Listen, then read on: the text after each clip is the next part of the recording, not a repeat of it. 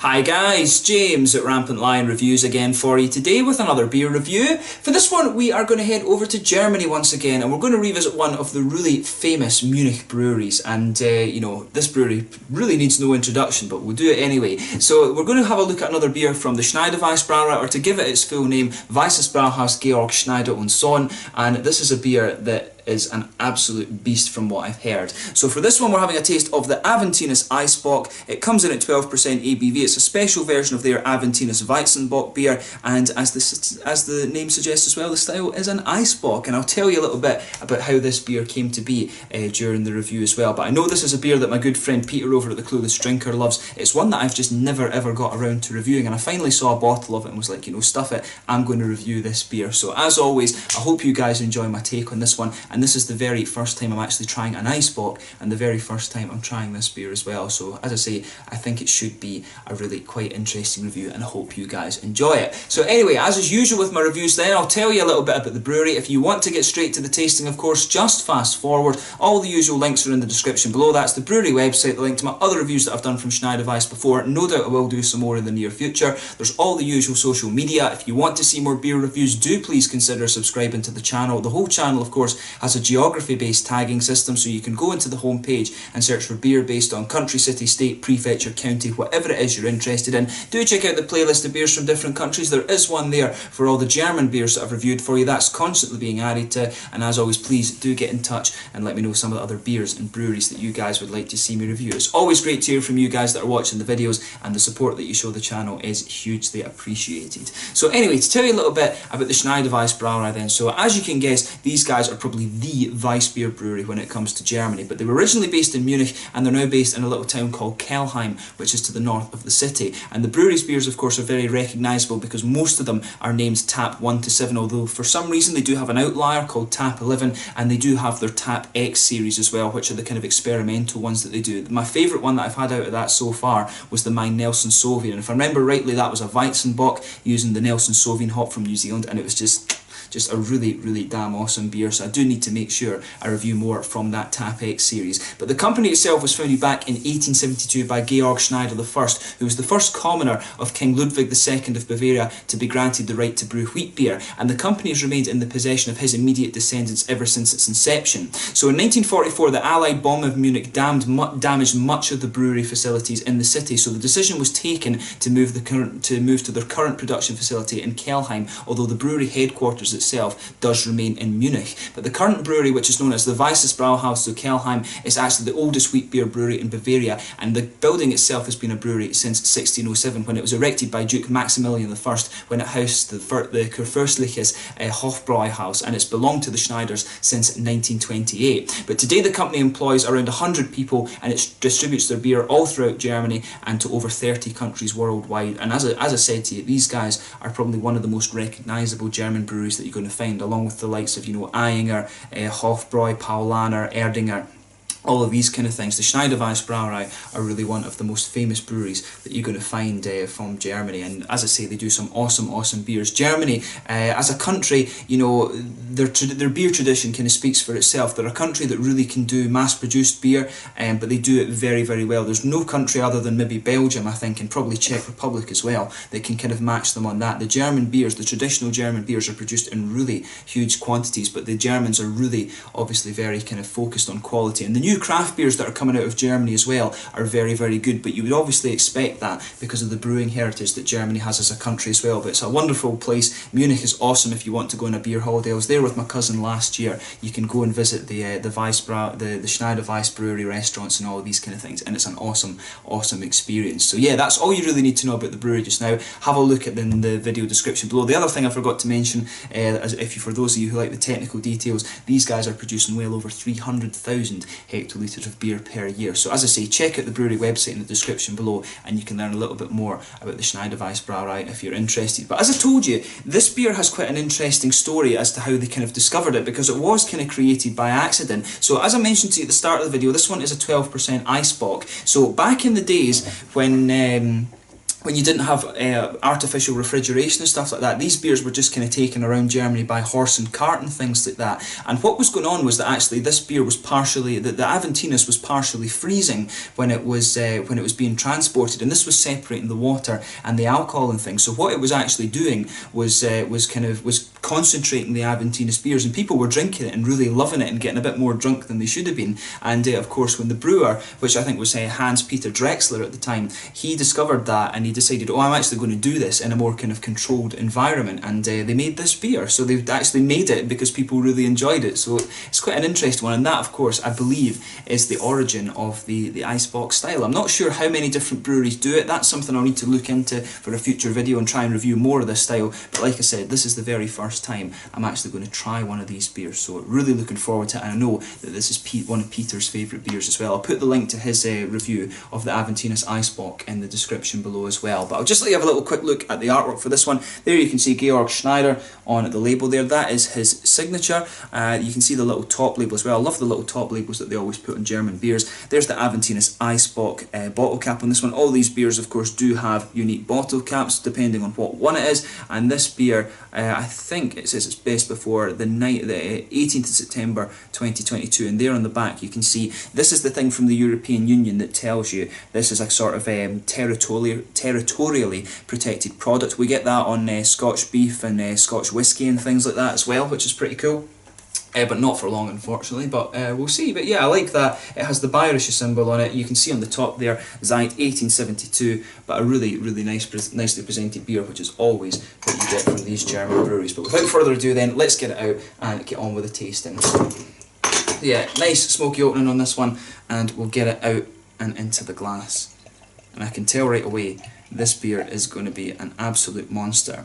In terms of glassware for this beer, because I know Germans really are very, very kind of picky about the glassware that they like to use for beers, the recommendation that they use for an Eisbock is that you either serve it in a little stein or you can serve it in a sifter. Personally, I find that the little tulip glasses are quite similar to the sifters anyway. So for me, the little tulip glasses are the kind of best all-round glasses for all the different styles of beer. So you can serve Weizen beers and things like that, and it does kind of give you very similar effects to what you'll get from the big Weizen glass, of course. But yeah, looks really, really nice, this one. So yeah, as I say, a little stein for this beer, or a tulip glass, or a sifter, or something like that. But yeah, as you can see with this one, it's poured almost a kind of Coca-Cola colour actually. It's not too far away from the colour you would get from Coca-Cola or Diet Coke or something like that. If I hold it up to the light, it's got a nice kind of mahogany edge. It's definitely a little bit lighter around the edge. It definitely has a little bit of that almost mahogany kind of wood colour to it. There was a half finger of a frothy beige head on this one. It's a very light kind of fawn tan kind of thing.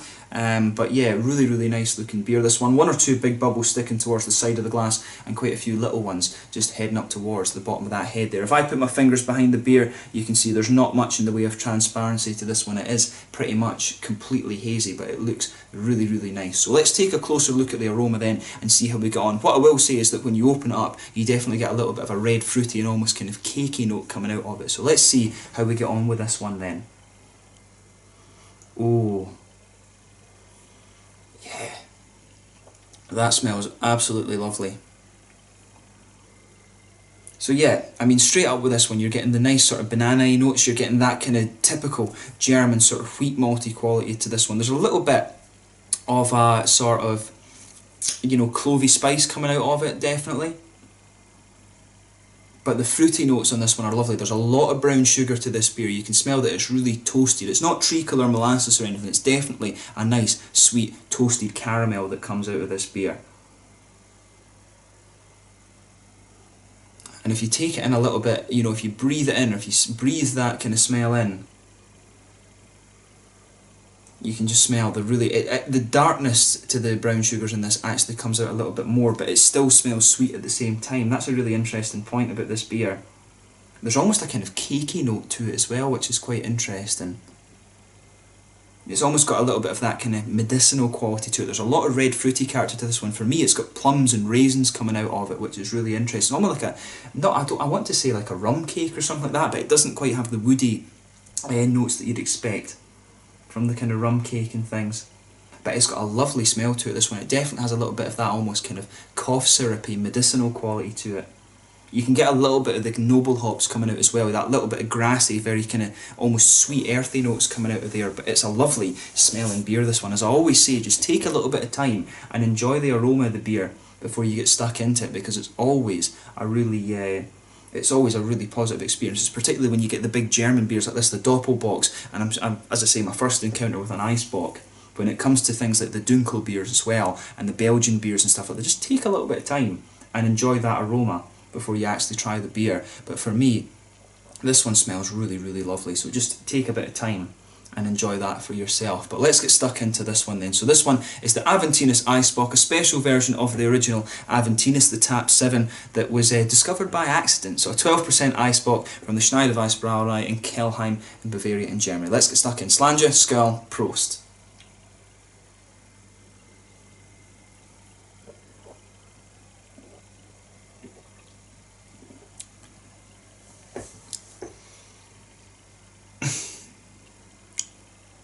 Jeez.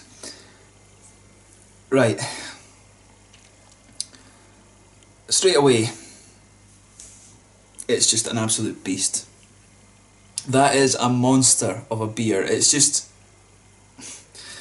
it's so good. There's not much more you can kind of say about it than that in terms of first impressions. If ever there was a first impression to be made with a beer, that is it. It's a monster. You know, it reminds me actually of Samichlaus from Austria a little bit. It has the same kind of feel to it, or the same kind of vibe, if that makes sense. Obviously, it's a completely different beer style, right enough. The Samichlaus is a Doppelbock. This one is an Eis Weizenbock, I guess you could say. But it's, you know, it has that same sort of hit to it. It's just an absolute monster of a beer. Bock beers are just awesome. Love them.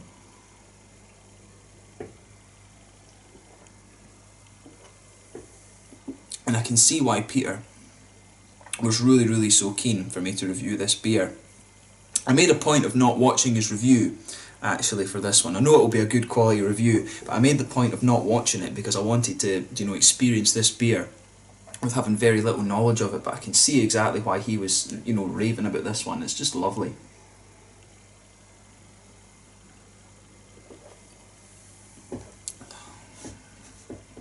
But that first sip of that, honestly, if you're a beer nerd, I don't think you're going to get many better experiences than that very, very first sip that you'll have of the Aventinus Eisbock. I'll tell you that right now. Right, so anyway, let's try and analyse this a little bit.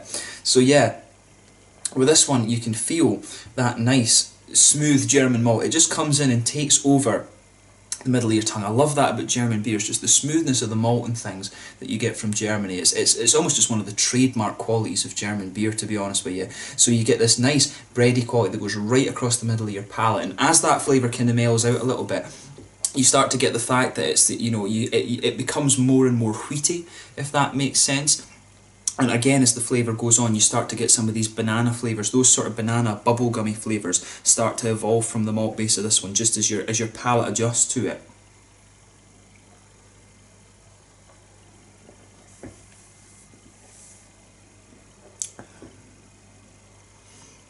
And the brown sugar that's in the beer is really nice as well. It's like it is a bit more, don't know whether it's quite right to say it's a treacle or something, but it's a really roasty brown caramel sort of thing, brown sugary caramel that comes out of this beer. You can feel that right in the middle of your palate. It's got like a little, there's almost like a little circle right in the centre of your palate and a line right down the middle of your tongue, which is just really, really nice. And you can feel those lovely brown sugary elements to this beer.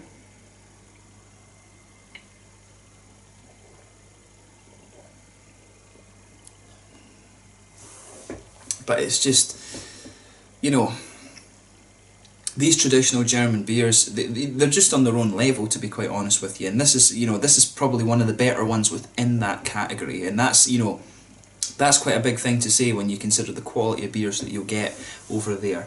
You know, this beer, as I say, it reminds me a little bit of the Samichlaus from Austria, but you know, in terms of things like the, you know, when you think of the iconic beers, obviously you've got the Aventinus, you've got the Celebrator Doppelbock, you've got all of these kind of things. That one this one for me is definitely kind of up there. It's just one of these absolute monster beers, and it's just so good. As you get more and more used to this beer, it kind of has this almost kind of cough syrupy, medicinal quality to it, which is really quite interesting. A lot of the caramelly notes that you get out of this one, they are kind of covering up the sort of boozy flavours, and it works really well.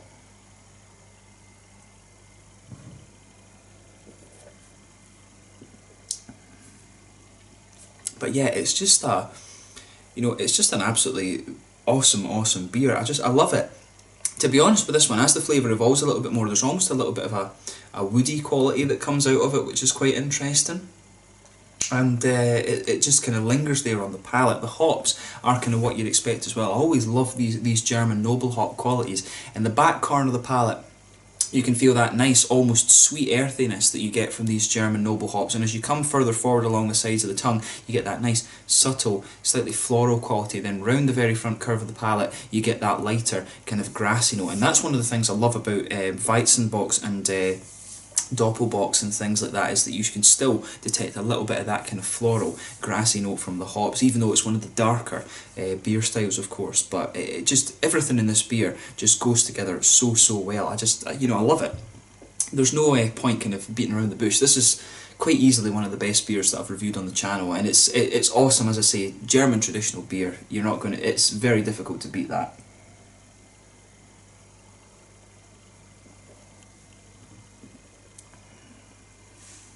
In terms of the fruity notes of the beer then, as I always say, behind the very front curve of the tongue you get that little oily bubble where those juicy, fruity esters come out of the beer, and this one's got a whole host of things going on in terms of fruitiness.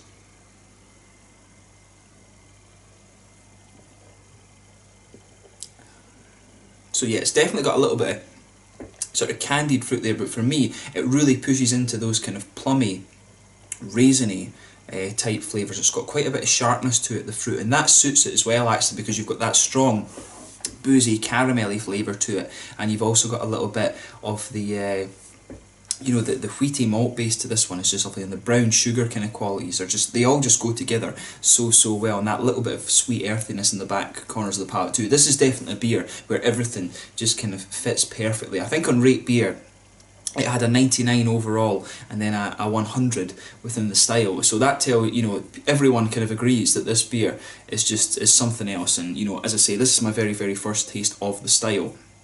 So I'll need to research a few more and just and see how I get on with them. But it's just a lovely beer, this one. You have to try this for yourself if you haven't already. It's I think it will cost you a few pounds in the UK. It'll cost you quite a few dollars over in America or Australia or something like that. But in Germany, you'll probably get this beer for, I would think at most, 2, maybe even 3 euros. So, it's probably €2 actually. Peter would be the one to tell you about that. But you can get beers like this for just so cheap in Germany, and that's one of the brilliant things about it over there.